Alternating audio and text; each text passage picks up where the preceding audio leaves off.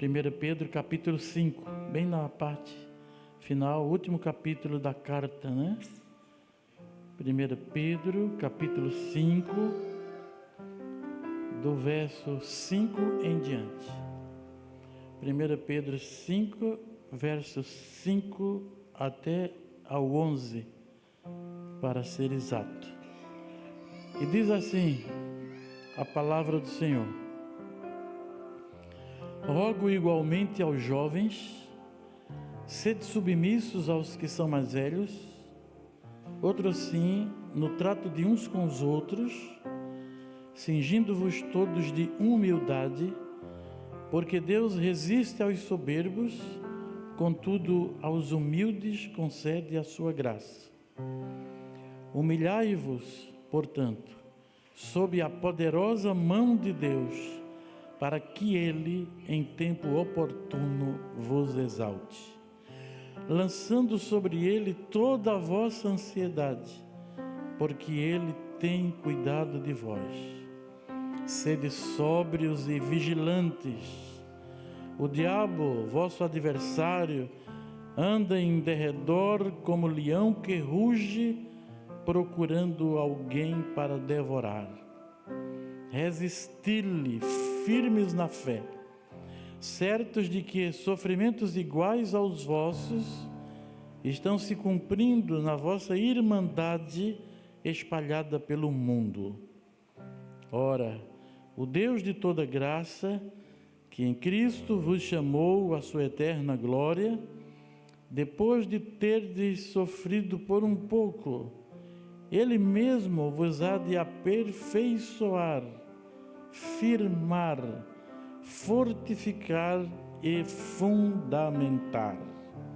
A Ele seja o domínio pelos séculos dos séculos. Amém. Assim encerra esse belíssimo texto, né?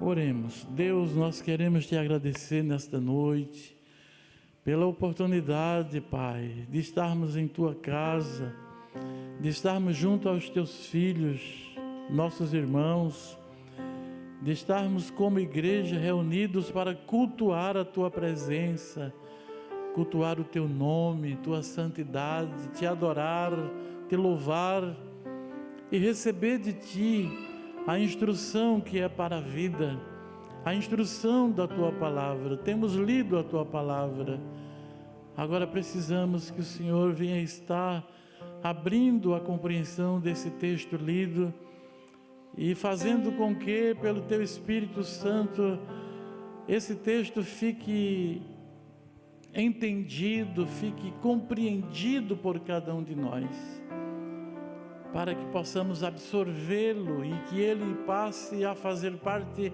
da nossa vida no dia a dia, porque somente assim, Senhor, aplicando a tua palavra diariamente, é que nós podemos receber os benefícios dela, é que nós podemos crescer espiritualmente e manifestar fruto que salte para a vida eterna, fruto que te glorifique. É só aplicando a tua palavra, uma vez que ela foi exposta e nós a assimilamos, é aplicá-la ao coração, para que mediante esse processo de ouvir, compreender, crer, receber e aplicar, possamos verdadeiramente crescer diante de ti, diante da vida, diante das dificuldades, dos problemas, diante das incongruências, diante das barreiras, das dificuldades que muitas vezes estão instaladas dentro de nós mesmos. Nós podemos superá-las mediante o agir poderoso da tua palavra, que forma em nós o caráter do Senhor. Por isso nos ajude nesta noite, Senhor, e nos dá a compreensão do texto lido. Nos ajuda, porque só o Senhor é capaz de fazer isso. De nossa parte, Senhor, só temos uma vida para te oferecer, e a nossa vida é apenas um instrumento em tuas mãos. porque é o Senhor quem manuseia este instrumento. É o Senhor que usa esse instrumento, e se o Senhor não fizer isso, não podemos fazer nada de relevante, nada que te glorifique, Senhor. Por isso nos entregamos em Tuas mãos agora, em nome de Jesus. Nós e os Teus filhos nos colocamos debaixo da Tua poderosa mão, como o texto que lemos diz. Humilhai-vos debaixo da poderosa mão de Deus, para que Ele, em tempo oportuno, vos exalte. Seja esse o tempo da Tua exaltação para nós. Nós que permanecemos neste lugar de humilhação debaixo das Tuas poderosas mãos. E assim seja o Senhor glorificado, em nome de Jesus. Amém. E amém, glória a Deus, aleluia. Amados, esse é um texto que eu me lembro desde que eu comecei a pregar, muito jovem ainda, como missionário no Amazonas, depois no Uruguai, depois dos primeiros anos como pastor de igreja também. Isso é um texto que ele caminha comigo desde os primórdios da minha caminhada com o Senhor.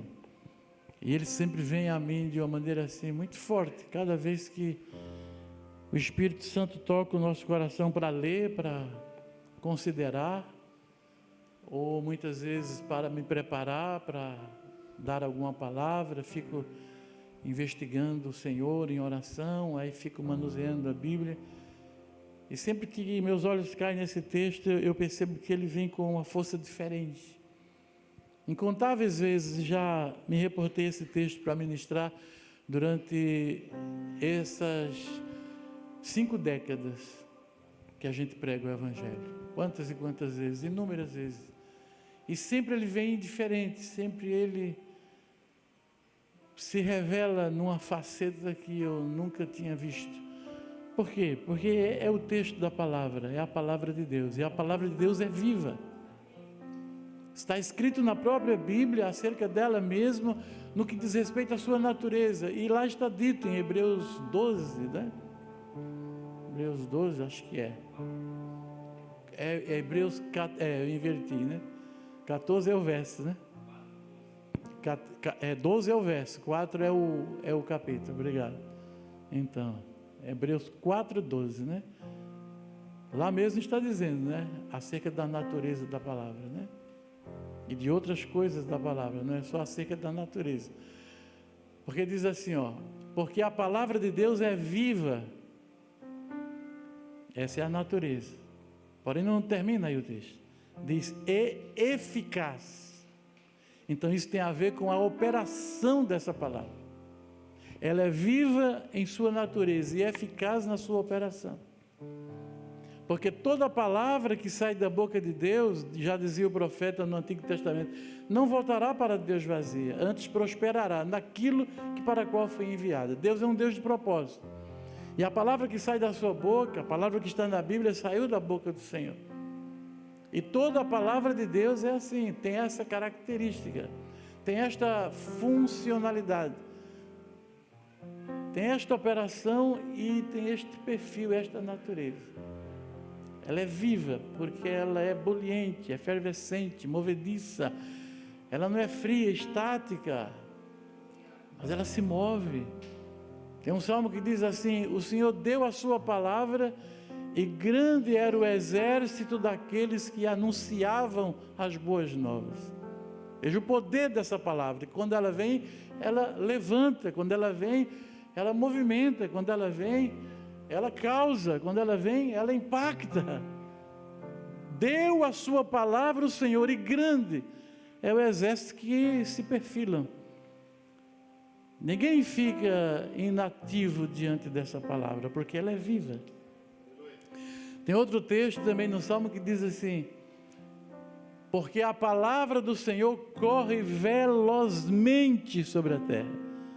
Está vendo a característica da palavra de Deus? Por isso que Hebreus 4 diz, ela é viva, mas ela é eficaz, ela levanta, ela formata, ela cria, ela adequa, ela corrige, ela capacita, ela fortalece, ela faz uma obra extraordinária. Então o texto de Hebreus já diz, a palavra é viva e eficaz, porque ela não é somente viva, mas ela é eficaz na sua operação. E o texto diz que ela é mais penetrante do que espada alguma de dois fios, que penetra até a divisão da alma e do espírito, juntas e medulas, e é apta para discernir os propósitos, as mentes e as intenções do coração. Veja ainda o desdobramento da sua funcionalidade operacional. Como ela não somente ela é eficaz, mas ela é penetrante. E como ela vai nas regiões mais abissais do ser. Porque é onde que se encontra aquele lugar que divide a alma do espírito? Você sabe me dizer? Não sabe, eu também não sei te dizer. Mas é uma região muito profunda dentro de nós, que a palavra penetra, mais penetrante do que espada alguma de dois fios, que penetra até a divisão da alma e do espírito. Veja que profundidade. E depois ela vem vasculhando e iluminando as outras áreas do ser subjetivo de cada um de nós, porque diz que é apta para discernir os propósitos das mentes e as intenções do coração. Veja o alcance dela. Vai na divisão da alma e do espírito, também toca a região da mente e também vai nos propósitos mais escondidos do coração, que já é outra localidade do ser. Então, por isso que quando a gente lê um texto, e eu tenho uma experiência com esse texto de 50 anos, ele vem sempre diferente. Está explicado, é porque a palavra de Deus é viva. Ela se renova a cada dia, se renova diante dos nossos olhos, se renova à medida que nós vamos envelhecendo. E vamos estabelecendo um relacionamento com essa palavra de Deus. Ela nunca fica enfadonha, ela nunca diz a mesma coisa. Ninguém consegue absorvê-la por inteiro. Isto é uma tarefa impossível para nós, porque a palavra é a palavra do Deus vivo, e a palavra é a palavra perfeita e infinita de Deus. Não podemos nunca esgotá-la. Podemos ficar pregando uma vida toda num texto só da Bíblia. Você sabia que isso é possível? Eu conheci um homem chamado Paulo Brasil, primeira igreja batista de Goiânia, capital de Goiás. Lá em São Paulo, quando eu era um jovem pregador, pastor, dando os primeiros passos ali, eu fui muito abençoado pelo ministério desse homem de Deus que já está com o Senhor. Eu lembro de um retiro de pastores onde ele ministrava e ele dizia isso para nós: amados, faz 8 anos que eu prego todos os domingos na minha igreja sobre João 3,16. Vocês acreditam nisso? 8 anos? João 3,16? Ele nem lia mais. Domingo de noite, João 3,16. Salvo quando vinha um outro pastor convidado, ou quando ele tinha algo especial, um culto diferente, mas cultos normais, fazia 8 anos, que ele só lia João 3,16, porque Deus amou o mundo de tal maneira, que deu o seu Filho unigênito, para que todo aquele que nele crê não pereça, mas tenha a vida eterna. E a gente perguntava, e não cansa? E a gente perguntava, e não esgota? E a gente perguntava, e tem sempre uma palavra nova? E ele dizia sorrindo, pergunta aos membros da nossa igreja, porque a palavra de Deus é viva e eficaz. Ela é viva em sua natureza eterna e eficaz na sua operação. Ela é inesgotável, porque ela é infinita. Ela é parte do próprio Deus. Deus é o Verbo. Cristo é o Verbo que se fez carne e habitou entre nós. Portanto, a palavra é Deus mesmo. É apenas mais uma manifestação do Deus vivo e poderoso. E quando o bispo Marlon me convidou, eu tenho uma devocional praticamente, né, mana, todos os dias, né, eu e a minha esposa. Chamo ela mana, mas não é irmã não, né? Apesar que ela parece até, porque ela é bem mais jovem, né, mas tudo é aparência, viu? Na real mesmo, ela é quase uma terceira idade, falta pouquinho, estou contando os dedos aí. porque eu já cheguei nesse lugar e estou sozinho lá, né? Aí eu não vejo a hora de passar esses 2 anos que faltam, né? Mas então, todos os dias praticamente a gente fica em devocional em casa de manhã, né? Orando. E na semana que o bispo me convidou para estar aqui, nós tivemos a nossa devocional e esse texto surgiu ali nas nossas orações, conversas, e eu senti essa palavra que eu tenho que pregar, eu senti claramente. Aí comecei a olhar e de novo, o mesmo fenômeno, eu consegui ver coisas que eu nunca vi antes e vou conseguir pregar outra vez esse texto, falando coisas que eu nunca falei antes. Tudo isso é por quê? Por causa de Deus, por causa do poder dessa palavra, não tem nada a ver com o mensageiro. Eu gosto muito do bispo Fernando, nosso bispo primaz, né? Aprendo muito com ele. E ele tem uma fala que eu gosto muito, ele diz, não é sobre o mensageiro, é sobre a mensagem. Ele enfatiza isso, ele diz sempre, o mais importante não é o mensageiro, mas é a mensagem que o mensageiro entrega. Como isso é verdadeiro? Então por que é que eu vou conseguir pregar coisas novas? Por causa de mim? Minha inteligência? Quem disse que eu sou essas coisas todas? É o Senhor que é. É a palavra dEle, é o poder dEle, é o Espírito dEle.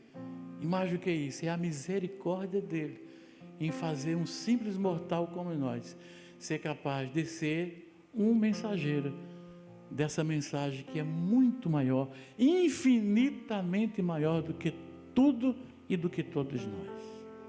Portanto, vamos ao texto aqui, vamos dividi-lo versículo por versículo, e também não fique preocupado que eu vou pregar muito, porque eu vou conseguir, com a graça de Deus, ser bastante sucinto. E a minha esposa, quando eu falei isso, ela faz assim, porque ela é muito vigilante, ela disse que eu não posso pregar muito tempo, né? E é uma bênção quando ela está presente, né? Ela já está dizendo ali para a Miriam que eu já perdi 10 minutos do meu tempo, né? Ela não disse, mas ela pensou, né? Olha só, gente, o verso de número 5, ó.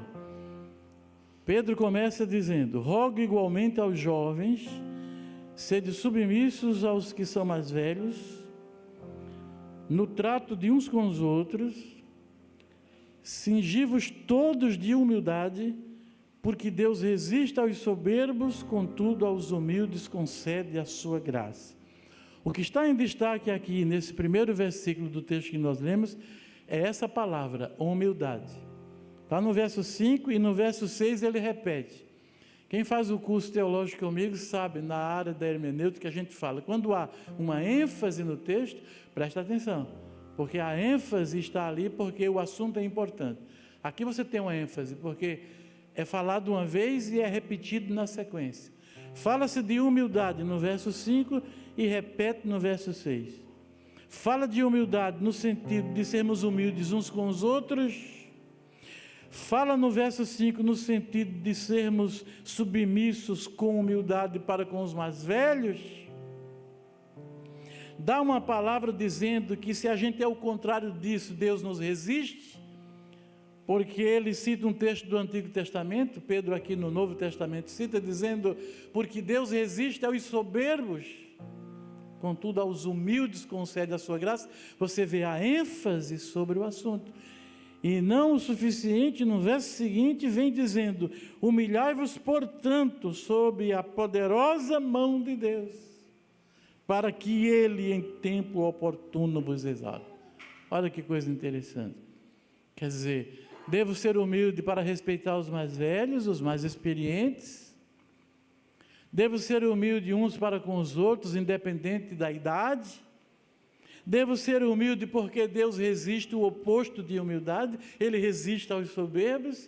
Devo ser humilde porque, sendo humilde, a graça de Deus vem em direção a nós.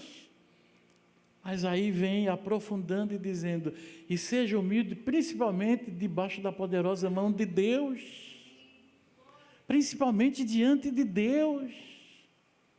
Humilhai-vos debaixo da poderosa mão de Deus, para que Ele em tempo oportuno vos exalte. Você sabe que não deve ser o homem a nos exaltar, não deve ser nós mesmos a nos exaltarmos a nós próprios, Não deve ser as coisas desse mundo, nenhum fator desta vida a nos exaltar. O texto nos ensina, se temos que receber exaltação um dia, que venha da mão poderosa de Deus, sob a qual nós permanecemos humilhados, adorando, louvando e dando glórias ao seu nome. É só essa exaltação que ela é relevante, porque ela é toda e exclusiva de Deus e glorifica a Deus de maneira completa e total. Amém? Entendeu essa palavra? Mas no verso seguinte, que é o verso 7, diz assim: lançando sobre ele toda a vossa ansiedade, porque ele tem cuidado de vós. Olha aí que interessante isso. Fala de humildade, verso 5 e 6, mas agora no verso 7 vai falar de ansiedade. Humildade é uma coisa positiva, ansiedade é uma coisa negativa. Humildade vai trazer benefícios, ansiedade vai trazer malefícios. Portanto, o verso 7 fala que você deve lidar com a sua ansiedade. A ansiedade não é uma boa companheira. A ansiedade não é uma boa acompanhante. A ansiedade, ela é maléfica, no sentido de que ela nos vulnerabiliza. A ansiedade nos deixa nervosos. A ansiedade é um motivo a nos precipitarmos. A ansiedade oferece uma resistência muito grande ao nosso coração para não ser apaziguado pelo Senhor, para não ter paciência. A ansiedade é uma inimiga e isso não deve ser alimentado por nenhum de nós. A ansiedade é patológica. Vá a qualquer psicólogo ou qualquer profissional do cérebro, ele vai dizer que nós precisamos lidar com a ansiedade no sentido de lutar contra ela e vencê-la.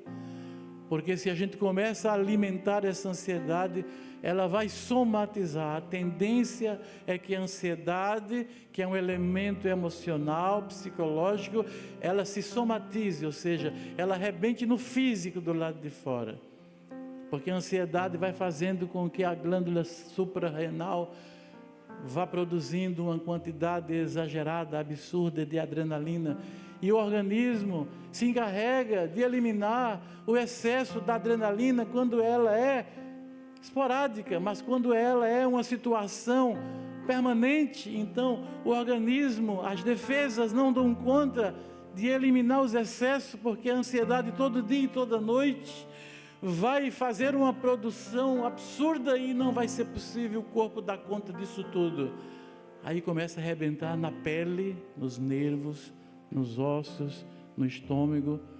O que tem de úlcera nervosa, o que tem de câncer, que é resultado dessa ansiedade crônica. Por isso essa palavra é poderosa e sábia e nos ensina a fugirmos da ansiedade e nos dá o remédio, nos dá o caminho, disse, lançando sobre ele. O remédio é simples, e ele é tão simples que talvez muito de nós não utilizamos, de tão simples que ele é.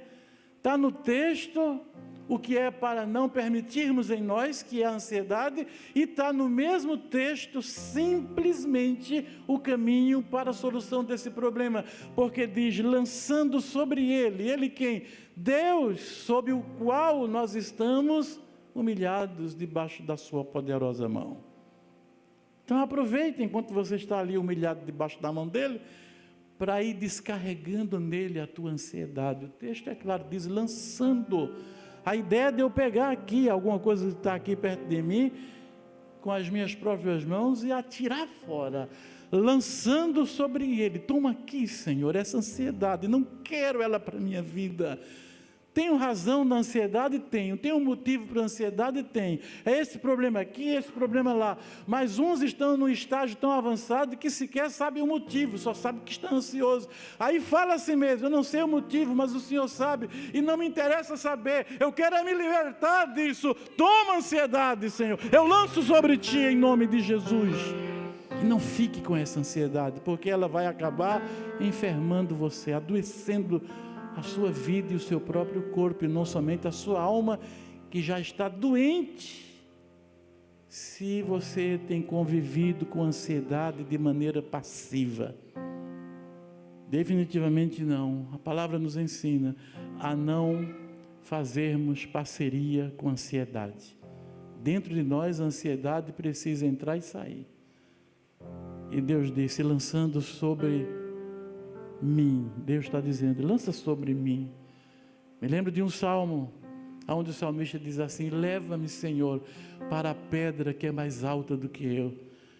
Muitas vezes a gente fica ansioso e fica doente porque a gente quer dar conta daquele problema, a gente quer abraçar o mundo muitas vezes com as próprias mãos.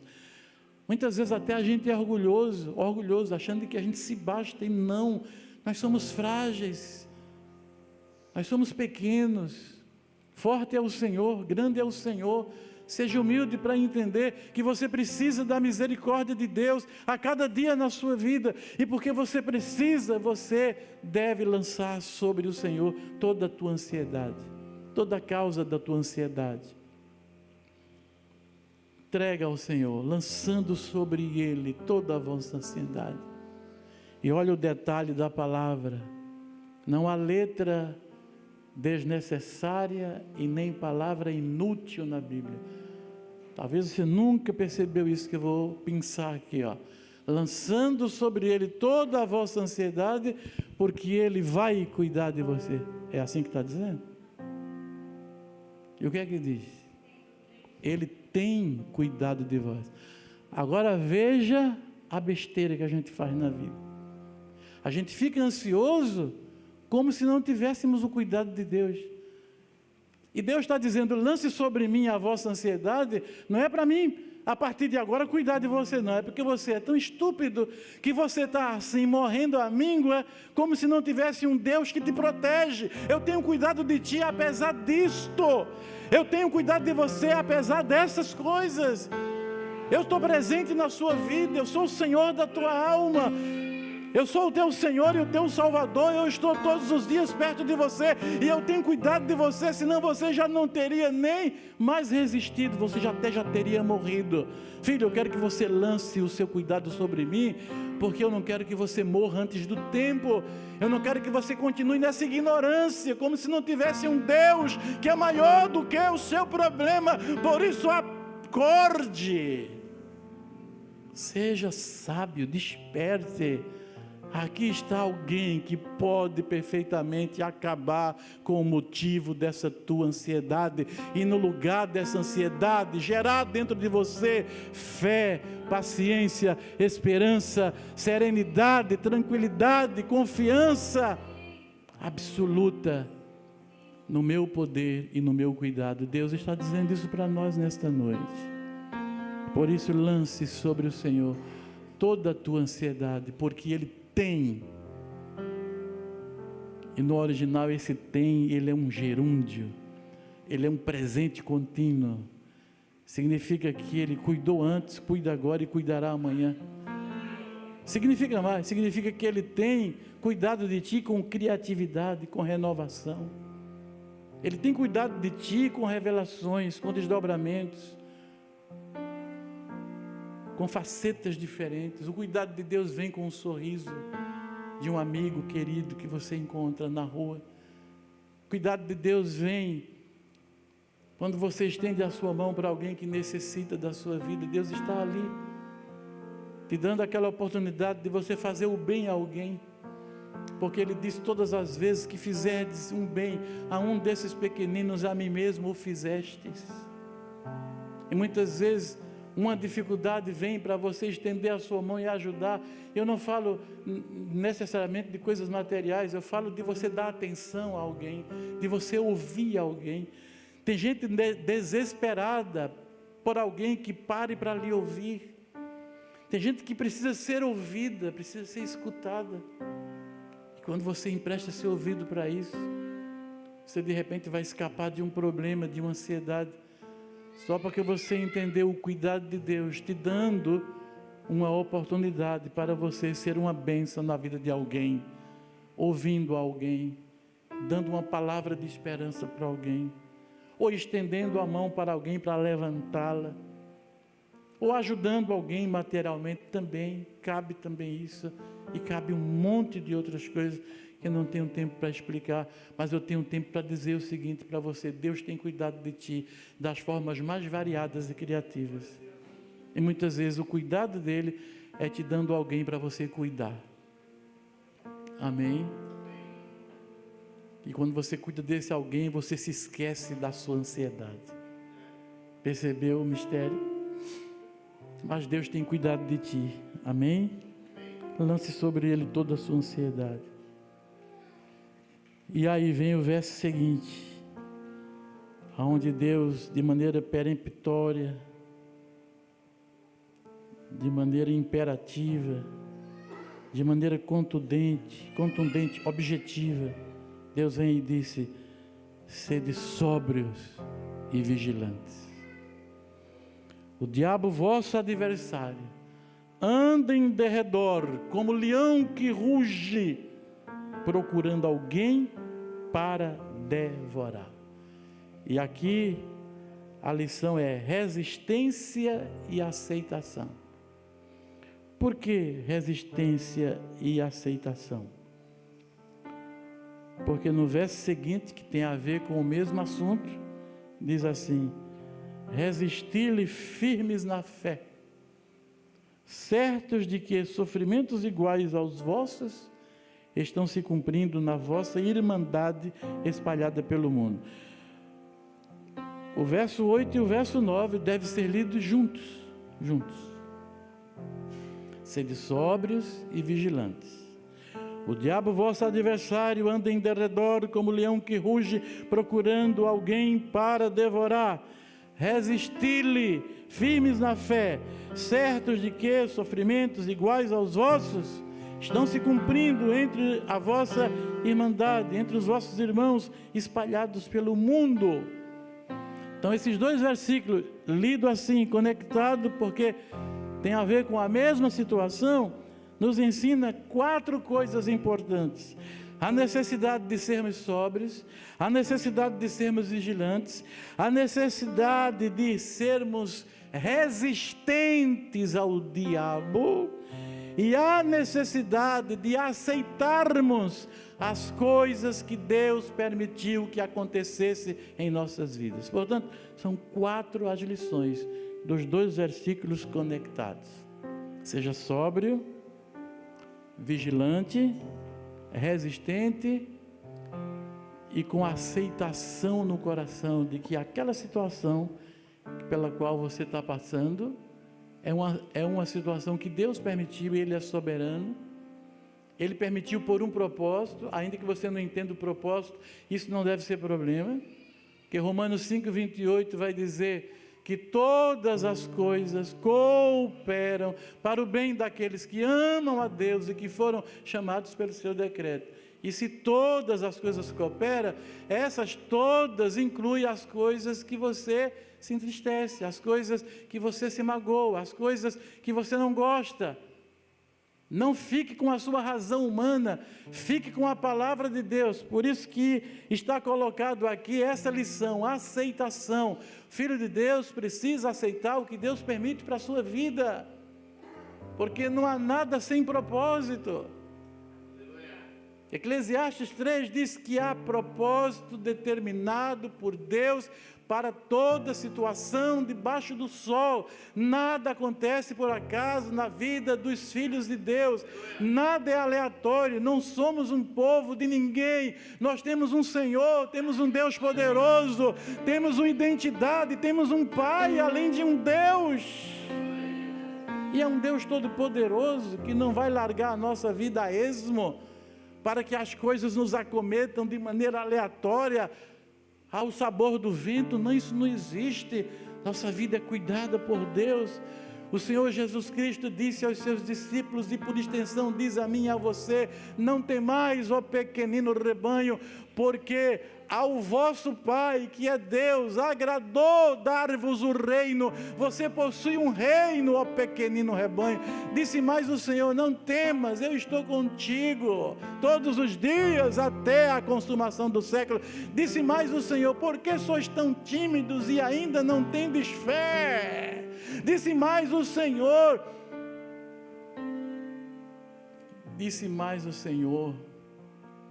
Se Deus cuida a erva do campo, que hoje existe e amanhã é lançada fora e pisada pelos homens, não cuidará a vós, homens de pequena fé? Levantai os vossos olhos para o alto e vede os pássaros, que não trabalham, não semeiam, não colhem, não ajuntam em celeiros, contudo o vosso Pai Celeste os alimenta todos os dias. Todos os dias em nossa casa existe um movimento bonito da passarada. Tem uma árvore bem em frente, e ela é ninho para as árvores, ela é pousada para as árvores, tem para as aves, né? E para os pássaros, tem pássaros que dormem lá, passam a noite lá. Tem um que faz um ninhozinho bem na entrada da nossa garagem. E de manhã, quando a gente está por ali tomando chimarrão, que a minha esposa gaúcha, a gente toma chimarrão, eu vejo quando é verão, agora não que está frio, a gente fica dentro de casa, mas no verão ou na primavera a gente vai lá na frente. Muitas vezes eu coloco uma rede, tem um armador de rede lá. Muitas vezes eu fico sozinho meditando e eu fico vendo o passarinho. No meio da rua, ele fica catando coisas. Às vezes ele passa para o pátio de casa. Às vezes ele fica lá, entre os arbustos, lá dentro já lá, pertinho da garagem. Fico observando ele e fico me lembrando dessa palavra aqui. E que Jesus mandou a gente olhar para aprender. Deus está presente todos os dias na nossa vida. Deus está presente num pássaro que come, que fica catando as migalhazinhas para comer. Jesus disse: o vosso Pai Celestial os alimenta todos os dias.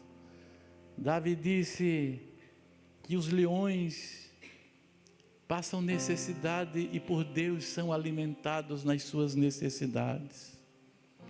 E Davi disse: fui novo e agora sou velho, mas nunca vi um filho de Deus desamparado, nem a sua descendência a mendigar o pão. Jesus vem no Novo Testamento, no Evangelho, e diz a nós: levantai os vossos olhos para o alto, vede os pássaros, como eles são cuidados por Deus. E ele se vira para os discípulos e diz: e vocês? Que sobrecarga é essa? Que ansiedade é essa? Sabe por que muitas vezes a gente fica ansioso? Porque a gente se esquece de dar graças pelo que nós já temos, em função daquilo que ainda não possuímos. Aí nos enchemos de sobrecargas e ansiedades por aquilo que não temos ainda e nos esquecemos daquilo que nós já possuímos, das bênçãos que Deus já nos deu, das graças que nós já recebemos, dos problemas que Deus já solucionou, do suprimento que Deus já fez em nossa vida. Olha para trás, vê a tua história com Deus, quantos livramentos, quantas bênçãos você já recebeu na sua vida. Quando você ficar meio ansioso, experimenta fazer isso. Conta as bênçãos, diz um cântico antigo e diz um cântico novo agora, né? 1, 2, 3, eu gosto da velha lá. A velha é melhor, a canção velha, que diz: conta as bênçãos, contas quantas são recebidas da divina mão. Uma a uma, dize-as de uma vez, hás de ver surpreso quanto Deus já fez. Ó, saiu até uma voz aqui, né? Mais ou menos no eixo, né? Comecei a cantar, minha esposa fez assim, temeu pelo pior, né? Bendito seja Deus. Deus está me ajudando, né, irmãos? Conte as bênçãos, meus irmãos, recebidas da divina mão. Por que você fica agoniado pelo que você não tem hoje, se Deus já te deu tanto e Ele não pode fazer de novo? A garantia que nós temos que Deus vai fazer de novo é porque Ele já fez uma vez. Salmo 126, eu gosto muito, ele diz assim: quando o Senhor nos tirou do cativeiro, quando voltávamos para Sião, então a nossa boca se encheu de riso e o nosso coração de gratidão. Então se dizia entre as nações: grandes coisas fez o Senhor por estes.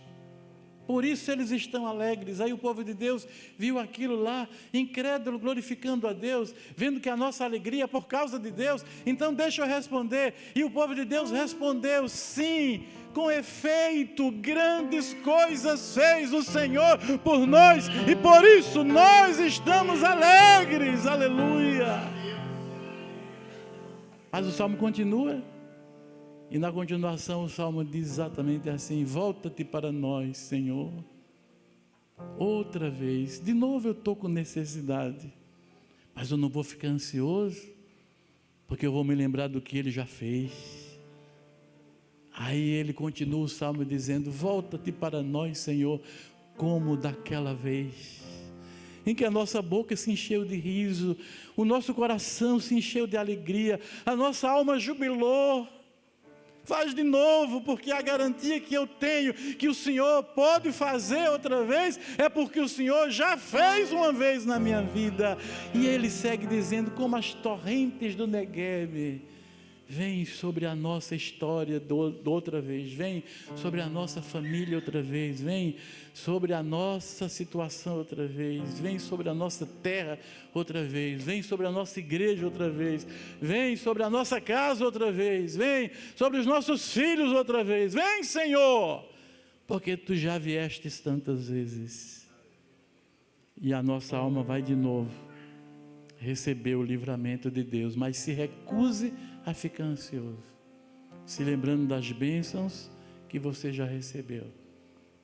Então você precisa entender isso, aceitar isso, porque o texto diz assim, ó: resista firme na fé essa adversidade, sabendo que as mesmas aflições se cumprem entre os vossos irmãos no mundo. Está vendo porque eu falei aceitação?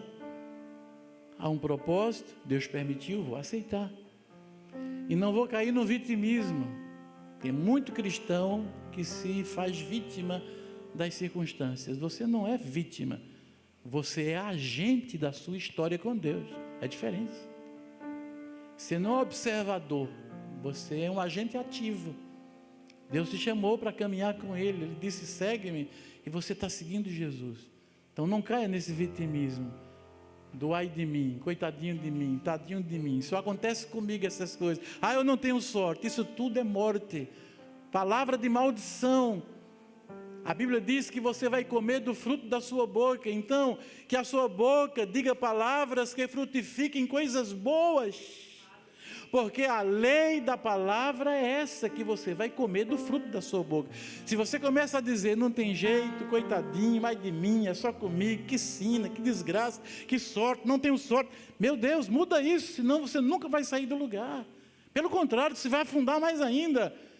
Tem que se levantar, lançando sobre Ele toda a minha ansiedade, porque Ele tem cuidado de mim. Senhor, Tu tens cuidado de mim, Senhor, vai dar certo, vou vencer, o Senhor está comigo. Sou Teu filho, Tu és meu Pai, sou Teu discípulo, Tu és meu Senhor. Aleluia. Diga palavras assim, veja se não vai mudar. Diga todo dia, não se canse de declarar, porque a Bíblia diz que a lei da vida e da morte está na sua língua, ou seja, nas suas palavras, e você vai comer do fruto das suas palavras. Aceite. O texto diz: não é você só que sofre, sabendo que as mesmas aflições estão se cumprindo entre os vossos irmãos no mundo. E tem gente que está sofrendo muito mais do que você, inclusive, que tem problema muito mais sério do que você, inclusive, e que Deus não poupou muita gente boa dele na terra. Digo mais, Deus não poupou gente muito mais crente do que nós, porque hoje tem gente morrendo por amor a Cristo, literalmente, nos países onde há perseguição religiosa, onde não há livre pensamento, onde o Estado estabeleceu o ateísmo como norma e não aceita espiritualidade nenhuma, ou países que só aceitam um tipo de religião e quem confessa outro tipo de fé vai morrer, e está morrendo, e é todo dia, acontece hoje, e você não está nesse lugar. Você não está arriscando sua vida por amor a Cristo. Então por que essa ansiedade? Por que essa infelicidade? Por que essa boca a propagar palavras que desagradam o Senhor? Por causa de pequenos problemas com relação aos outros. Amados irmãos em Cristo, que sofrem muito mais do que eu e você. Por isso o texto é claro. E diz, resista essa adversidade na fé. Aceitação e resistência. Resista. Como é que eu resisto? Já falei, pregando, falando, testemunhando, declarando, citando a Bíblia. É assim que você resiste. Orando, jejuando. Se o negócio está difícil, faz um jejum. Sacrifica uma refeição. Durante aquela refeição, durante o tempo daquela refeição, ao invés de te alimentar, tu ora e tu entrega a Deus aquele problema. E creia que Deus vai resolver esse problema, sem se lamentar, sem se vitimizar, mas aceitando, porque há um propósito. Você vai ver aqui no texto, já estou terminando já. Seja sóbrio para entender essas coisas, vigie para que você não diga palavra negativa com a sua boca, resista à adversidade na fé e aceita com um coração grato, glorificando a Deus no meio do tumulto. Adorando, louvando, glorificando a Deus, orando, declarando, profetizando e dizendo: Deus é maior. No meio do furacão, que a tua voz se erga para o céu, dizendo: Deus é meu Deus e meu Pai. Eu não estou sozinho no meio desse vendaval. A mão poderosa de Deus me sustenta. Diga isso, você vai ver o efeito disso na sua vida, na hora. Seu ânimo vai mudar, a ansiedade vai fugir, e o descanso pela fé na promessa de Deus vai chegar. E você daqui a pouco vai passar. E daqui a pouco terá um refrigério tão grande. E daqui a pouco outra situação vai chegar. E vai ser assim até a volta de Jesus. Porque só vai acabar isso quando Jesus voltar mesmo, para nos buscar. Ou quando a gente for para Ele, que um dia a gente vai. Mas a gente vai não despedaçado lá. Como disse Paulo, que foi talvez um dos seres humanos que mais sofreu por amor a Cristo. No último ano de sua vida, nos últimos meses, numa prisão, 70 anos de idade, da minha idade, preso, condenado porque pregava Jesus, condenado à morte mais cruel. Colocaram o pescoço dele na guilhotina e o verdugo largou o aço afiado, separando sua cabeça do seu corpo. No ano 67, na Via Ostiense, em Roma, era de Nosso Senhor. Morreu assim Paulo. E antes, sabe o que é que ele disse? Ele disse: eu já estou sendo oferecido como sacrifício sobre a fé de vocês. Com que alegria ele enfrenta a morte, porque ele viveu essa parte positiva aqui do texto que eu estou pregando hoje para você. Porque ele confiou em Deus, porque ele aceitou tudo que Deus permitiu, porque ele resistiu sempre até o último instante da sua vida. Ele não se entregou, não disse palavras ruins da sua boca, não. Foi humilde, não conviveu com ansiedade, era um homem de esperança. São palavras de Paulo: eu estou certo que as aflições do tempo presente não dá nem para comparar com a glória que há de ser revelada um dia na minha vida. Olha o que move este homem, que tanto sofreu por amor a Cristo. Nos últimos meses está esperando a morte, a sentença já tinha sido dada, e ele disse: combati o bom combate, acabei a carreira, guardei a fé. Desde agora a coroa da justiça me está reservada, a qual o Senhor, o reto juiz, me dará naquele dia, e não somente a mim, mas a todos quantos amam a sua vinda. Olha que conversa de um condenado à morte, porque é a conversa de um homem de Deus que crê naquilo que prega, que não tem a Bíblia só na cabeça, tem no coração, que vive a prática da Escritura Sagrada, que se recusa a ser um ansioso, deprimido, diz: eu sou do meu Deus, e o meu Deus é o meu Pai, por isso eu sou feliz e alegre. E ele disse: e o Senhor me livrará de toda má obra, e me levará a salvo para o seu reino de glória. Ele diz: a igreja me abandonou, que isso não lhe seja imputada. Ele ora por aqueles que o abandonaram. Assim se morre com dignidade, e assim se vive as lutas da vida. Não é armazenando aborrecimento e muitas vezes até ódio, porque alguém podia fazer e não fez. Paulo viveu tudo isso, mas ele disse que o Senhor não os impute esse pecado. Eles me abandonaram, mas que o Senhor tenha misericórdia deles. Isso é grandeza, isso é fé posta na prática de uma vida que realmente teme ao Senhor. Não é sobre os outros, meu irmão, é sobre você. Não é sobre os ofensores, é sobre a sua vida. Deus não está preocupado com os outros, Deus está preocupado com você. Que você o conheça, que você o ame e que você dê a melhor resposta para Ele. Que você seja crente de verdade, que você ande na palavra, que você pratique aquilo que você crê. É sobre você, nunca será sobre os outros, nunca será. Ame e perdoe, é sobre você, quem você é em Cristo. Os outros, cada um dará conta de si mesmo a Deus. Inclusive eu darei conta das minhas reações erradas, se eu não procurar me consertar logo, hein? A reação é o que conta. Reaja como bom cristão, como Paulo. E disse: o Senhor me livrará de toda má obra. Que má obra é essa? Está morrendo? A sentença veio? Ele escapou? Não. Que má obra é essa? Me levará a salvo para o seu reino de glória. 2 Timóteo 4, último capítulo, está lá se despedindo da vida. Ele morreu mesmo, acabou-se daqui a pouco. Mas o que é que ele fala de má obra? Que espécie de salvação é essa, hein? E o Senhor me livrará de toda má obra e me levará a salvo para o seu reino de glória, onde a coroa está me esperando, coroa da justiça, que o reto juiz me dará naquele dia, e não somente a mim, mas a todos quantos amam a sua vida. Que espécie de salvação é essa?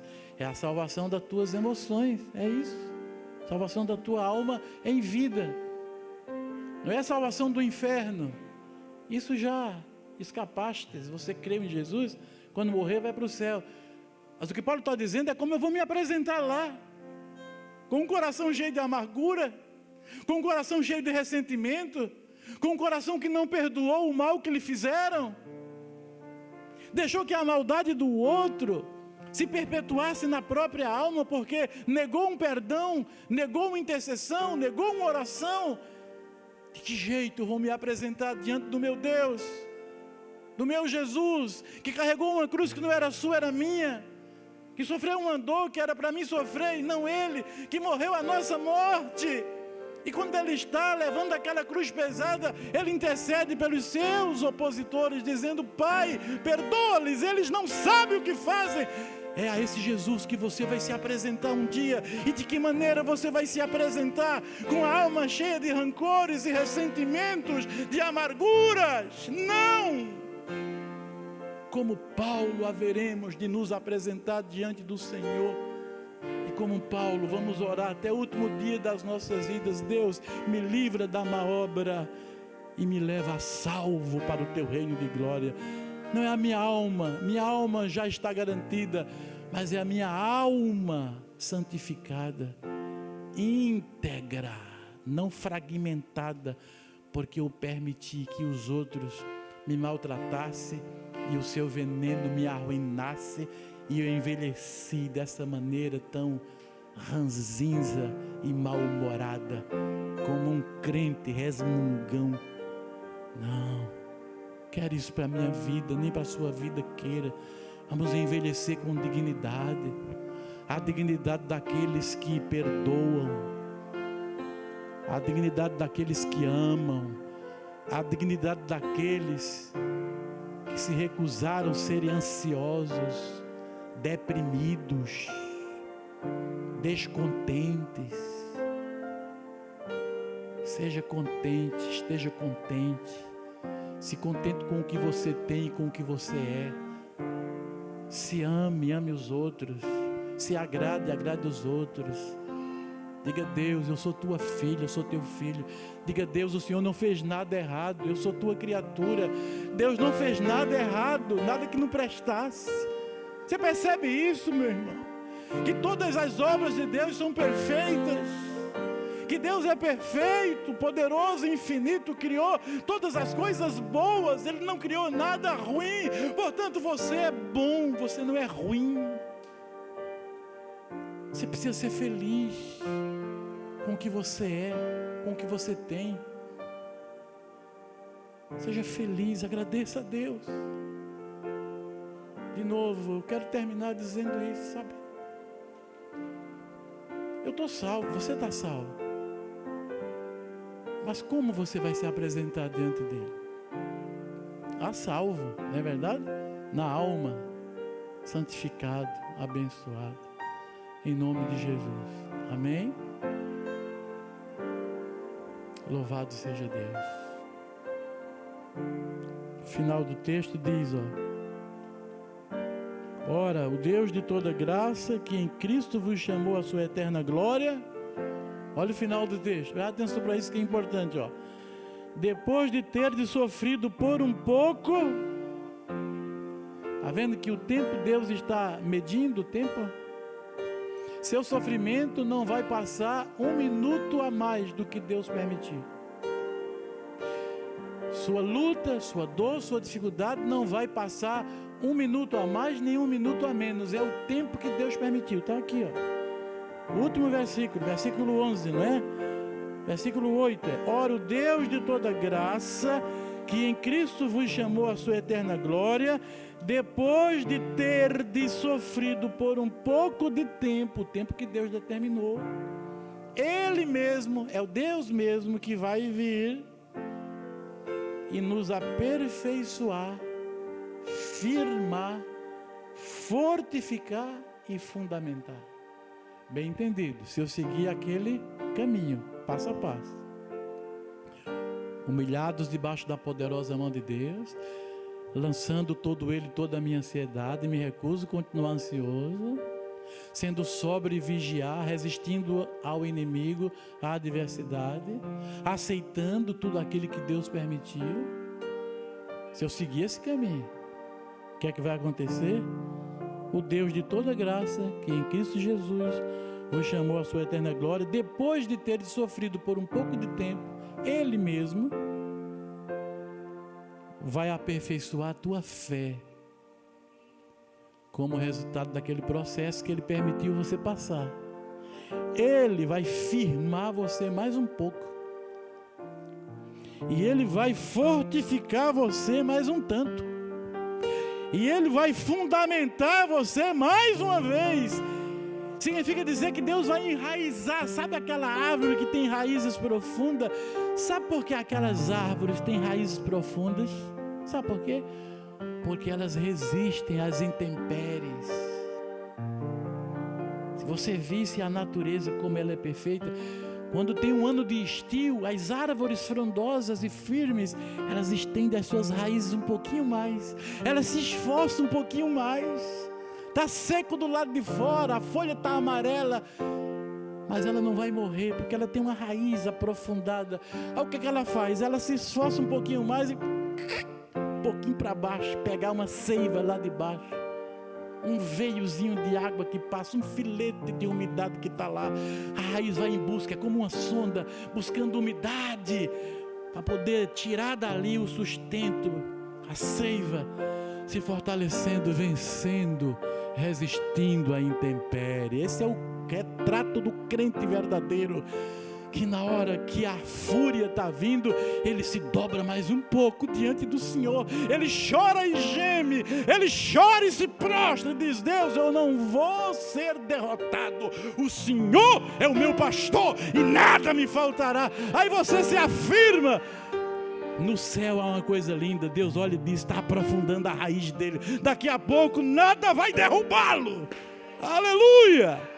Porque Ele mesmo, depois de haver te suportado com dignidade, Ele mesmo vai chegar e vai te aperfeiçoar, vai te firmar, vai te fortificar, vai te fundamentar. A Ele pois, seja o domínio pelos séculos dos séculos, enfim, amém, amém, amém, amém. Vamos ficar de pé.